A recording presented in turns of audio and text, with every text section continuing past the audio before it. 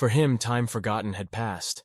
But in truth, at least as true as the oldest books dated back to, it had been at least 3,000 years since he alone had obtained the power of the fundamental elements that make up the fabric of all reality: earth, wind, fire, water, and spirit.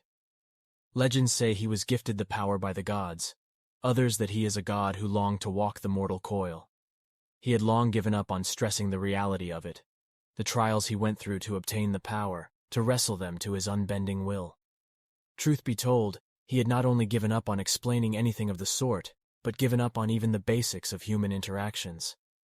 How long had he sat in his throne unmoving? Days, weeks, centuries, or mere moments? It all blurred together. Every now and then a flickering thought would come to him. Could he even still speak? It had been so long. Did he even remember how? No. He must, his thoughts still in the common tongue. But was it this era's common tongue? The answer, much like the question, made no difference. The groveling, putrid humans. As if he had anything to say to a horde of ants below his boot.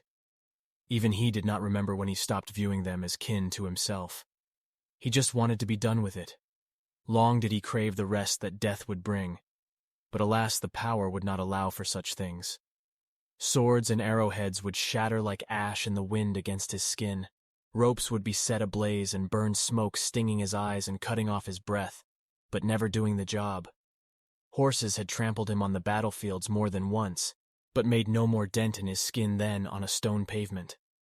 Once he went as far as to throw himself into a pool of liquid fire in the mountains, but as soon as he stepped off the rock ledge, a blizzard sprung up so cold it froze the fire at the base before even a blink of the eye.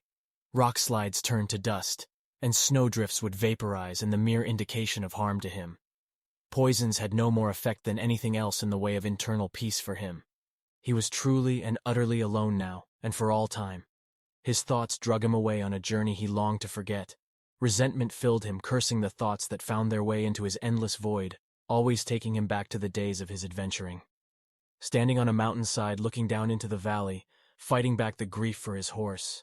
She had carried him countless miles the past few years. Always his companion, searching endlessly for the elements. Just one more to go.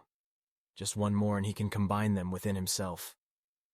The wind-whipping promises that soon he will be able to undo the cruelty that befell his homeland.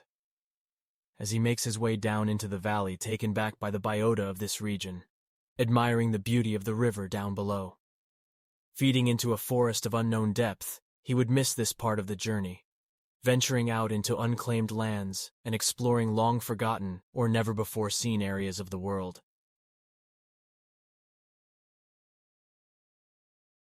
As with all stories on my channel, if you all like it, please let me know, and I would love to continue it. Also, I am actively working on a book, but given how much time I'm putting into flushing out the chapters, I will be releasing it chapter by chapter until it's finished, so I hope you all will look forward to that.